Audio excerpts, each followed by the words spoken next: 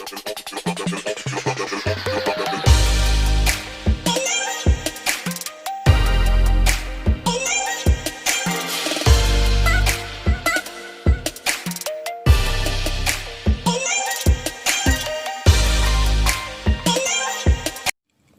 વિદ્યાર્થી મિત્રો, ધોરણ 12 વિભાગ બીજો પ્રકરણ 5 જેમાં આપણે આગળ જોઈ ગયા હતા સંચાલકોની વ્યાખ્યા, સંચાલકોની નિમણૂક અને સંચાલકોના પ્રકારો.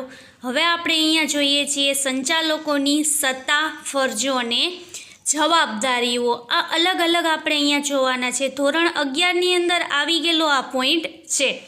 સંચાલકોની સત્તાઓ. કંપનીનું સંચાલન કરવા શેર હોલ્ડર પોતાના પ્રતિનિધિ તરીકે સંચાલકોને ચૂંટે છે. શું કહે છે કે કંપનીનું સંચાલન કરવા માટે જે શેર હોલ્ડર હોય છે એ શેર હોલ્ડર તો કે પોતાના જ પ્રતિનિધિ તરીકે સંચાલકોને ચૂંટે છે. એટલે કે એના જે શેર જે છે એ શેર ઉપર કાર્યવાહી કરી શકે, શેરનું સંચાલન કરી શકે, શેરની લે વેચ કરી શકે અને શેર છે એ બજારની અંદર કેવી રીતે શું થાય છે તો કે ચાલે છે, એના ભાવતાલ શું છે, એના માટે થઈને સંચાલકોને ચૂંટી કાઢે છે શેર હોલ્ડરો દ્વારા. કંપનીના સંચાલનમાં સંચાલકો વિશિષ્ટ પ્રકારનું સ્થાન જે છે એ સ્થાન ધરાવે છે. તેઓ શેરહોલ્ડરોના પ્રતિનિધિ હોવાને કારણે તેમની વચ્ચે માલિકી એજન્ટ સંબંધ ઊભો થાય છે. એટલે શેરહોલ્ડરો જે છે એ શેરહોલ્ડરો, સંચાલકો જે છે એ સંચાલકો વિશિષ્ટ પ્રકારનું કંપનીની અંદર સ્થાન ધરાવે છે. એટલે શેરહોલ્ડરો જે છે એના પ્રતિનિધિ હોવાને કારણે તેની વચ્ચેના જે સંબંધ છે એટલે કે સંચાલકો અને શેરહોલ્ડરો વચ્ચેનો સંબંધ જે છે એ કેવો છે તો કે માલિક અને એજન્ટ જે છે એ એજન્ટ જેવો હોય છે. કંપની દ્વારા અથવા તો કંપની ધારા 2013 અનુસાર સંચાલન મંડળ કેટલાક કાર્યો માટે શેરધારકોની સંમતિ મેળવી આવશ્યક છે. આમ શેરધારકો સર્વોપરી સત્તા ધરાવે છે. એટલે કે શેરધારકો જે છે એ કેવી છે અહીંયા તો કે સર્વોપરી એટલે કે સૌથી વધારે સત્તા ધરાવે છે. એટલે સંચાલક મંડળ પોતાના નિર્ણયો, ઠરાવો જે કંઈ છે એ ઠરાવ સ્વરૂપે બહુમતી કરતા હોય. સંચાલકોની સંખ્યા મર્યાદિત હોવાથી સામાન્ય રીતે તેઓના વિવાદ ઊભો થતો નથી. આમ છતાં કેટલાક મૂળભૂત નિર્ણયો માટે સંચાલકોની સર્વસંમતિ લેવી જરૂરી હોય છે. શું કહે છે અહીંયા કે શેરધારકો જે છે એ સર્વોપરી છે કંપનીની અંદર. એટલે શેરહોલ્ડરો જે છે એની પણ સત્તા જે છે તે સત્તા ધરાવતા હોય છે. અને સંચાલક મંડળ જે છે પોતાના નિર્ણય, ઠરાવ કે બહુમતી જે છે એ બહુમતી કરતા હોય ત્યારે જે સંચાલકો છે તેનો નિર્ણય અને શેરધારકોનો નિર્ણય જે છે એ નિર્ણય પણ લેવામાં આવતો હોય છે. કંપની એક કૃત્રિમ વ્યક્તિ હોવાને કારણે કંપની ધારા અનુસાર તેને બધી જ સત્તાઓ પ્રાપ્ત થાય છે. કંપની એક કૃત્રિમ છે. આપણે ધોરણ 11ની અંદર જોઈ ગયા હતા કે કંપની જે કૃત્રિમ છે એને માણસ દ્વારા ચલાવવામાં આવે છે. એટલે એની પોતાની સત્તા નહીં પણ જે એની અંદર કામ કરતા કર્મચારી, સંચાલક મંડળ, શેરહોલ્ડરોની સત્તા છે તે સત્તા પ્રાપ્ત થતી હોય છે. અને કંપનીએ તે જે સત્તાઓ ભોગવવાની અને અધિકૃત હોય તે તમામ સત્તાઓ અને કાર્યો કરવા સંચાલક મંડળ હકદાર છે. સંચાલક મંડળની સત્તાના 3 પ્રકાર પડે છે. કંપની ધારા અન્વયે, પછી બીજું આવે છે આવેદનપત્ર દ્વારા અને ત્રીજું આવે છે નિયમન પત્ર દ્વારા. એટલે 3 પ્રકારની સત્તા જે છે એ સંચાલક જે છે એ સંચાલકને પ્રાપ્ત થતી હોય છે. આગળ આપણે જોઈએ પહેલું, સંચાલકોને કંપની ધારા અન્વયે મળેલી સત્તાઓ. કઈ રીતના એને સત્તા આપવામાં આવે છે તો પહેલું જોઈએ કંપનીના શેર બહાર પાડવા અને તેની ફાળવણી કરવા. સંચાલકને કઈ સત્તા હોય છે? કંપનીના જે શેર છે તે શેર બહાર પાડવાની અને એની ફાળવણી કરવાની. શેર બહાર પાડવા અને શેરની ફાળવણી કરવી એ આપણે આગળ જોઈ ગયા હતા આ જ ચેપ્ટરની અંદર શેર હોલ્ડર પાસેથી બાકી રહેલ શેરના નાણાંની માંગણી કરવી, એટલે કે શેર હપ્તા મંગાવવા, એ પણ આપણે આગળના ચેપ્ટરમાં જોઈ ગયા હતા. જામીનગીરીની પુનઃ ખરીદી અધિકૃત કરવી. ભારતમાં કે ભારત બહાર ડિબેન્ચર સહિત જામીનગીરીઓ બહાર પાડવી, એટલે કે ભારતની અંદર ડિબેન્ચર બહાર પાડવા અથવા તો વિદેશની અંદર ડિબેન્ચર છે તે ડિબેન્ચર બહાર પાડવા. કંપની વતી નાણાં ઉછીના લેવા. કંપની એને શું આપે છે? સત્તા આપે તો જ એ કંપની વતી બહારથી નાણાં ઉછીના લઈ શકે છે. કંપનીના નાણાંનું રોકાણ કરવું. વચગાળાનું ડિવિડન્ડ જાહેર કરવું. વચગાળાનું ડિવિડન્ડ એટલે કે વર્ષના અંતે કંપની 2 ડિવિડન્ડ બહાર પાડે છે તેને વાર્ષિક ડિવિડન્ડ કહેવાય, અને 6 માસિક જે ડિવિડન્ડ બહાર પાડે તેને વચગાળાનું ડિવિડન્ડ પણ કહેવાય. કંપનીએ કમાયેલ નફા ઉપર ડિવિડન્ડની ગણતરી કરવી. વૈકલ્પિક ડિરેક્ટર, વધારાના ડિરેક્ટર, હંગામી ધોરણે નિમણૂક આપવી. લોન મંજૂર કરવી અથવા તો પ્રત્યય ભૂમિ આપવી અથવા લોન સંબંધમાં જામીનગીરી પૂરી પાડવી. નાણાકીય નિવેદન આપવું અને બોર્ડમાં અહેવાલને મંજૂરી આપવી. એટલે આ બધા જે છે એ બધા શું આપ્યા છે? તો કે સંચાલકોને કંપની ધારા અન્વયે મળેલી સત્તાઓ, એટલે કે એને કંપની જે છે, કંપનીનો જે ધારો છે 2013 એના દ્વારા એને મળેલી સત્તાઓ જે છે તે સત્તાઓના આધારે એને આવા કાર્ય કરવાના હોય છે. ત્યાર પછી આવે છે નાણાકીય નિવેદન આપવું અને બોર્ડના અહેવાલને મંજૂરી આપવી. કંપનીનો ધંધો વિસ્તારવો, એટલે કે ધંધાને આગળ જે છે તે આગળ વધારવો. નાણાકીય નિવેદન આપવું એટલે કે નિવેદન તૈયાર કરી અને બોર્ડના અહેવાલમાં મંજૂરી આપવી, એટલે કે બોર્ડ ઓફ ડિરેક્ટર જે છે એની અંદર અહેવાલ મંજૂર કરાવો. એકત્રીકરણ, જોડાણ કે પુનઃરચનાને મંજૂરી આપવી. કોઈ પણ કંપની લેવી અથવા બીજી કંપની પર અંકુશ સ્થાપિત કરવો, એટલે કે નવી કંપનીની સ્થાપના થતી હોય અથવા તો કોઈ નવી કંપની જે છે એને વિકસાવવાની થતી હોય અથવા તો કંપની ઉપર અંકુશ કરવાનો થતો હોય ત્યારે એની સત્તા પણ હોય છે.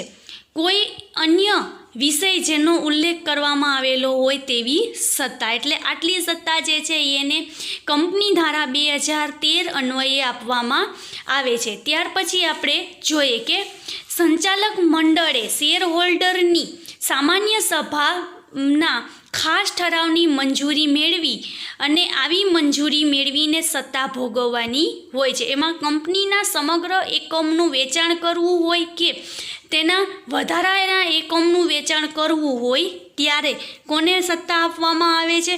તો કે આવશ્યક સત્તા સંચાલક મંડળને પ્રાપ્ત થતી હોય છે. કંપનીને ભાડાપટ્ટે આપ્યું હોય ત્યારે, કંપનીને ભાડાપટ્ટે આપ્યું હોય એટલે કે જ્યારે કંપની જે છે એ કંપની વિસ્તાર એનો વધતો જતો હોય ત્યારે અમુક એનો જે ભાગ છે એને ભાડાપટ્ટે આપે, તેને ભાડાપટ્ટું કહેવામાં આવે છે. કંપનીને અન્ય કોઈ પણ કંપની સાથે જોડાણ કર્યું હોય અથવા એકત્રીકરણ કરવાથી મળેલી વળતરની રકમનું ટ્રસ્ટની જામીનગીરીમાં રોકાણ કરવાનું હોય ત્યારે પણ એની જવાબદારી છે કે સત્તા છે તે ઊભી થતી હોય છે. કંપનીને ધંધાના સંદર્ભમાં પોતાની ભરપાઈ થયેલી શેર મૂડી અને મુક્ત અનામતોના કુલ સરવાળાથી વધારે રકમ ઉછીની લેવાની હોય છે. એટલે કે કંપનીની જે ભરપાઈ થયેલી મૂડી છે એ શેર મૂડી અને મુક્ત અનામતો, એટલે કે કંપનીએ જે શેર છે એ શેર અનામત રાખી ગયેલા છે એ બંનેનો સરવાળો કરી અને એમાંથી જે રકમ લેવાની બાકી હોય એ પણ એ લઈ શકે છે. એની પણ એની પાસે સત્તા હોય છે.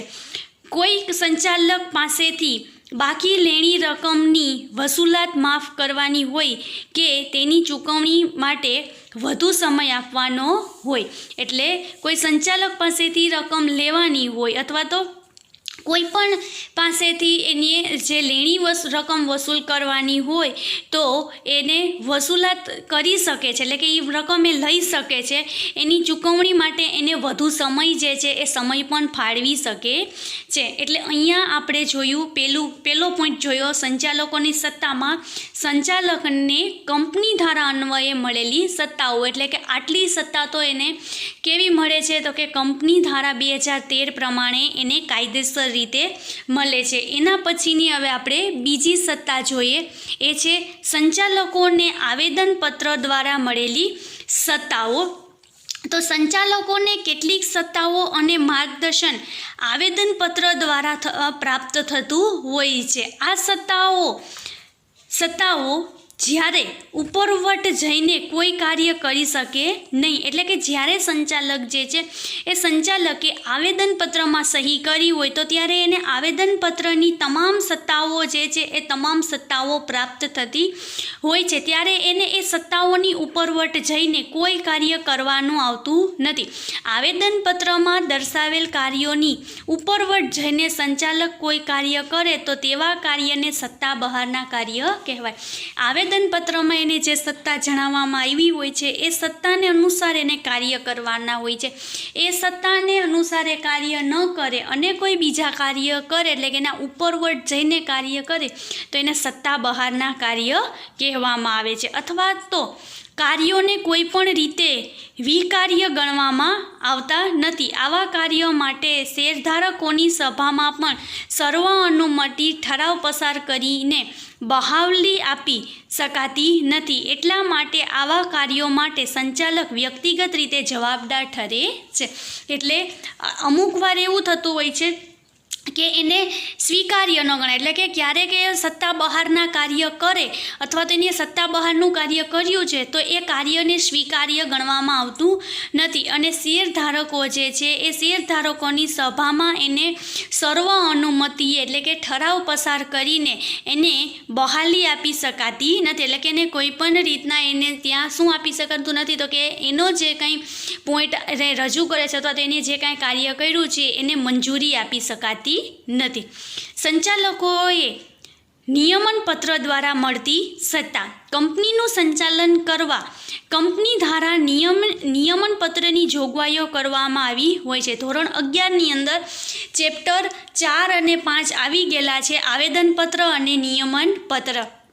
એટલે આ એનાનો જ પોઈન્ટ અહીંયા લેવામાં આવ્યો હોય છે કે સંચાલકો જે છે એમાં નિયમન પત્રની અંદર જે સત્તાઓ જે છે એ સત્તાઓ સંચાલકો માટે નક્કી કરવામાં આવી હોય છે, એ સત્તાઓ પણ સંચાલકોને લાગુ પડે છે, જેના કારણે સંચાલકોએ મોટાભાગની વહીવટી સત્તાઓ નિયમન પત્ર દ્વારા પ્રાપ્ત થતી હોય છે। એટલે બીજી સત્તા એને ક્યાંથી પ્રાપ્ત થાય છે, ત્રીજી સત્તા, તો કે નિયમન પત્ર દ્વારા એને આ સત્તા પ્રાપ્ત થતી હોય છે। આમાં આપેલ સત્તા પ્રમાણે કાર્ય કરવાની જવાબદારી સંચાલકની હોય છે, એટલે કે નિયમન પત્રની અંદર સંચાલકોની જે જવાબદારી, જે સત્તા કે જે કાંઈ ફરજો છે એના આધારે જ એને કાર્ય કરવાનું છે।